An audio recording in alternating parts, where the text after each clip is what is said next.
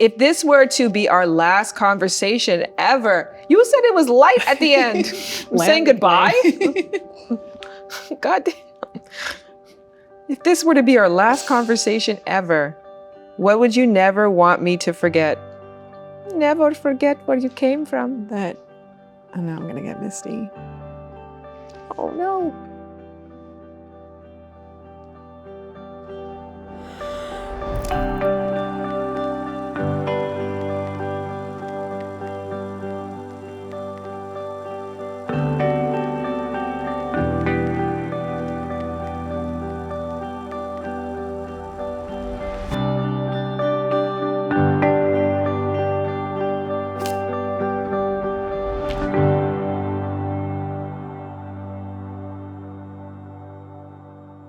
What do you think are my 3 favorite memories we share? Ooh.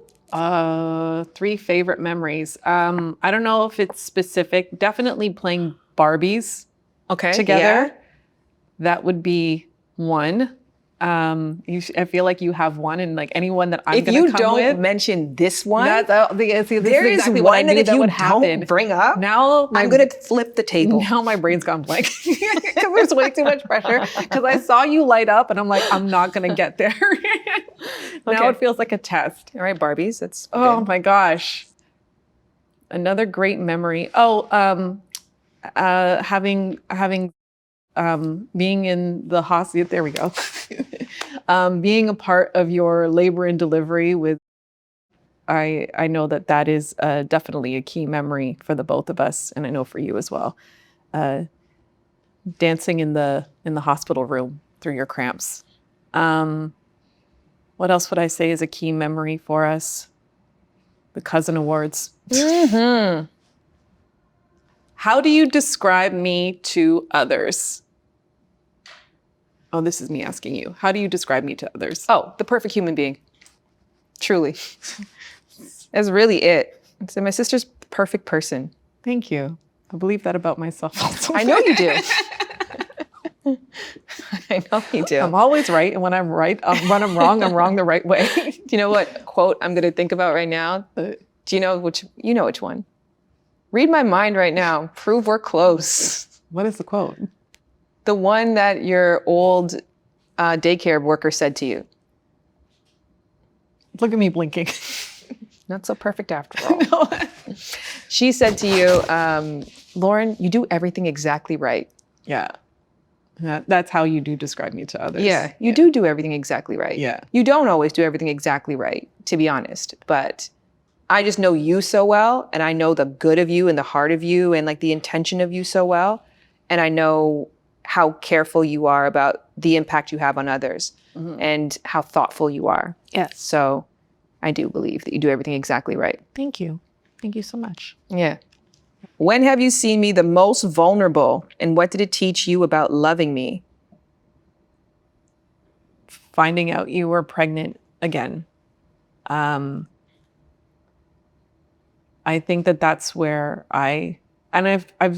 and maybe it was because I've known you to be in more vulnerable situations. Like when you first moved out to LA, that was a really vulnerable situation. But also I wasn't like experiencing it firsthand. So you transitioning into motherhood and having it was just like a fucking powder keg that was happening.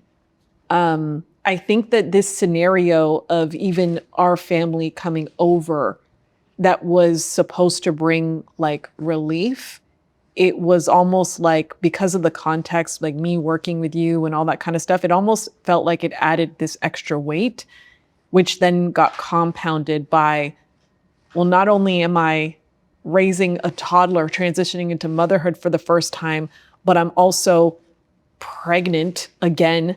I feel sick. I feel horrible. I just wanted to play like one role for you. I just wanted to be your sister. I didn't want to be the person who was adding to that complexity, adding to that weight. I wanted to be someone who could help relieve it. And figuring out how to do both, like drive you to your deadlines and like all of those things. while still like wanting to support you, and all the whirlwind of change that was going on in my world. I know that was just like hard. And I was like, I don't even know which role to play, because you need me the most. My kids need me the most. Mm-hmm. And I don't even know who the fuck I am right now. So I don't even know what the second part of that question was, but You're getting misty. No. You're getting misty. Okay. I'm doing this for you. You can lean into the mist. You can lean into it. Yeah, that does seem right. Thank you for saying that. It made me misty. And then it went away because I made a joke. So, but it did make me misty. It did. Thank you for saying that. What made you misty? Just, I guess, like the acknowledgement. Yeah, it was like a lot of, it was just like it was a really shitty time. But I just want to say that to say, I don't like link that with you guys moving, because the most beautiful thing, like, oh, I could just swim in a pool of this feeling forever, of me having a child and you saying, I don't want to not be there for your kid. Yeah. Not only do I not want you to be by yourself in Los Angeles, but I don't want to be a stranger to my niece. Yeah. And deciding to move your entire family across the country, which seemed impossible to me just because of how anchored your guys' life was there. It was just like, I couldn't even, I still can't believe it's happened. Yeah. It's still mind-boggling to me. It is the most generous thing that anyone has ever done for me, the most loving, the most profound, like just the most like sacrificial. So it's just like, no, I don't ever think of it like, oh, wish she didn't come when she did. Like that's never ever once crossed my mind. No, and I don't think it would have been like that, but it's more, again, it was more like it just adds to it. Yeah, but anything was adding to it. I was just pissed. I was just like literally irritated and nauseous. Just a miserable person. Anything. Someone could have been like, here's a cake. I want this goddamn cake. The flavor I wanted. Not the flavor. Nobody knows me. And that is why having together, we were so last minute of actually having birth. Didn't have time to fly back. So you were the one who gave birth with me and I'd had this terrible 9 months and questioning, and a lot of the resentment, if anything, didn't go towards you or anybody else. It went towards the baby. Yeah. Right? So, yeah. Bad mom. Not a bad mom. Oh. Not a bad mom. That's not a bad mom.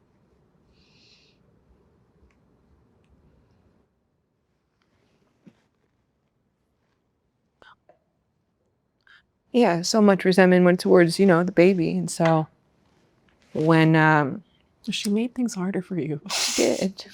Thanks. It kind of sucked in there.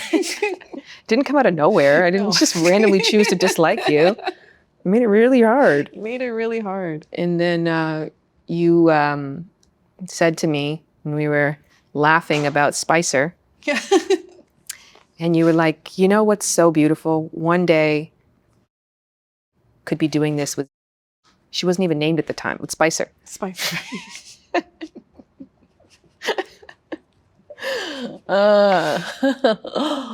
That's so funny. And I want to double click on that, because like just even that bad mom moment, that resentment didn't come from a bad mom moment place. A lot of it, I think, and I could be saying this wrong, but I think a lot of it was so much tied to because you loved and cared for her so much. I remember when you were going through that, where you were just like, I can't imagine taking anything away from her. And so when I hear you even say like, there's that resentment, it didn't come from this like bad mom place. It just came from this place of like of like deep care and concern for how the one that you knew was going to be impacted, the relationship that you had. So, and again, she made it really hard. Pregnancy sucks. It does make it hard. Thank you. Okay, I think that was my question. Do you need a minute? No, I don't think so. I think it's you. Alrighty then. Ooh, what is the greatest lesson you've learned from our worst fight?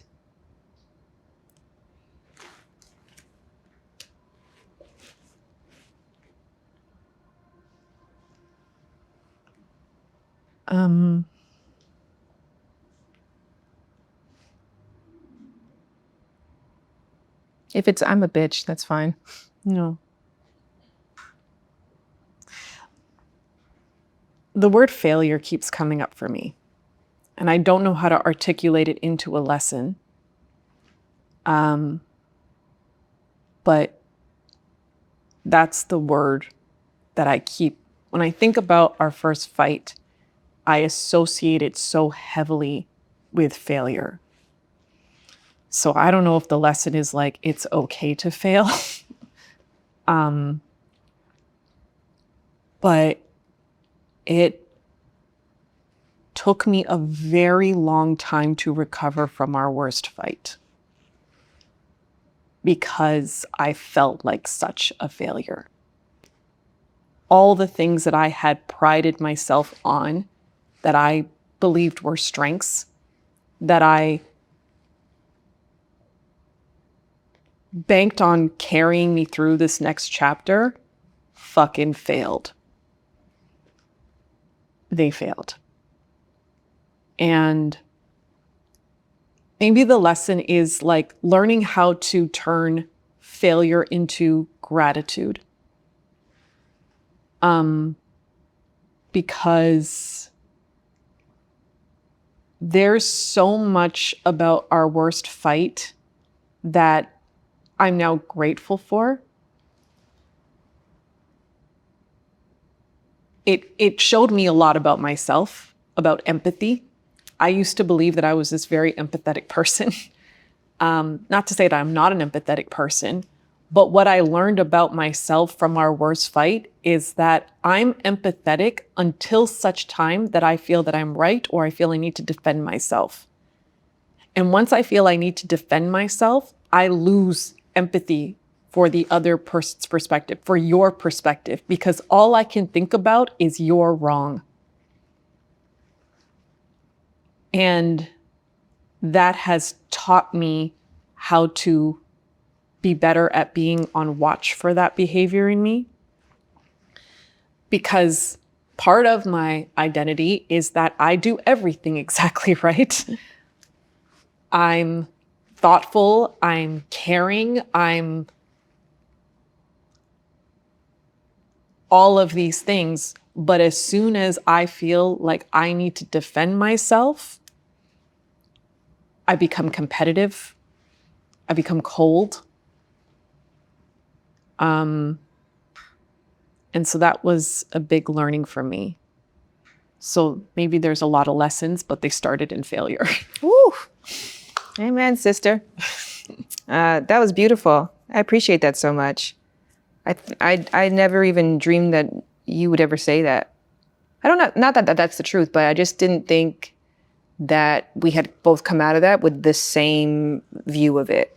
I still talk about you like you're a perfect person. I still talk about like you're a perfect sister. And that experience wasn't perfect, but that's not I'm not looking at your perfection like a grade. Yeah. Like, oh, that's 10% off. You know what I mean? Like, it's all right to not meet a standard, because the goal for me is not for you to be perfect. The goal for me is for you to be perfectly you. Yeah. Like, that's who I love. That's who I adore. What do you admire? I feel like you already answered this, but what do you admire most about me that I may not realize? Oh, I really love these days about you is like that you're just not afraid to bring your whole self. Oh, thank you for that. Like, it's not this idea that if I'm this, I can't be that. Like, I can kind of be both. I think the duality that you're now encompassing and leaning into, and I love to see you shake ass on the internet. I know it's a controversial topic. Some people don't like it. I know it's a controversial topic, but I love it. And I love that you're blending the two.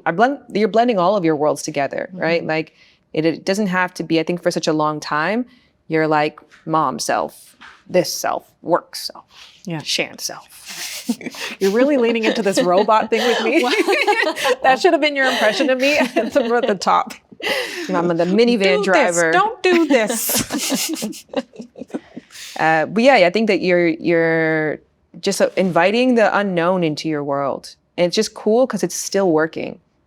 You know what I mean? Like everything is still going so well and you're continuing to rise and be more accomplished and more confident and more successful and more you at the same time. Yeah. That's really cool. Yeah. I genuinely appreciate that note. Because it does matter to me. It does matter to me that when people view me, that's what they see. So to hear that you on the outside and the inside see that synergy happening, it means a lot to me. Are you getting misty? No. No. Okay. Didn't actually hit it off. No. If this were to be our last conversation ever, you said it was light at the end. I'm saying goodbye. God damn. If this were to be our last conversation ever, what would you never want me to forget? Never forget where you came from. I know I'm gonna get misty. Oh no.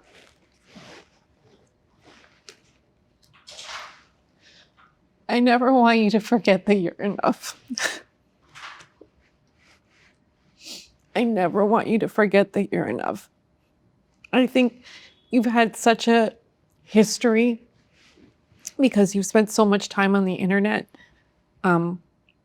putting your persona out there, being judged, people discrediting you, people telling you what you can and can't be, people telling you what rooms you belong in or don't belong in, what conversations you're allowed to comment on and what you're not allowed to comment on. And I know that you've spent so much time focused on filling that gap so that people can never say to you, like, so that people can't say that shit to you. And I want that so badly to stop being the goal. Because you have nothing left to prove. You're so much enough right now. Everything you've done is so beautiful. What you built is admirable. And if you're going to expand yourself, I want you to expand yourself because you want to, not because you feel like you need to tell the world to shut the fuck up. That's what I would say. I never want you to. But dude, that's really good. That really hit. Thank you. Oh my gosh, what a profound question. What is this card game? I think that the card game was really beautiful. Hearing my sister say things that I feel very connected to her thoughts that I didn't even know that she thought. So it was just very fascinating how the questions were able to be so surprising, directing you towards a part of yourself that maybe you didn't have access to before. This was a good reinforcement of like difficult conversations, how they do bring people closer together. Because even in knowing that difficult conversations are beneficial and they're healthy and all these kinds of things, you can still see like, I'm still holding on to things. Because of fear. I feel excited to like take forth things that I learned and we might pick ourselves up a card game. Yeah.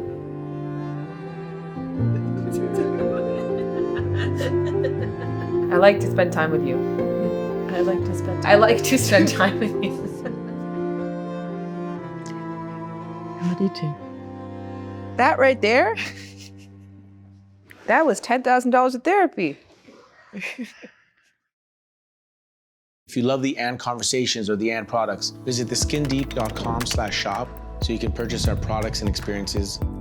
Subscribe to any of our social media channels, and we really want to stay in touch and connect, improving the world one conversation at a time.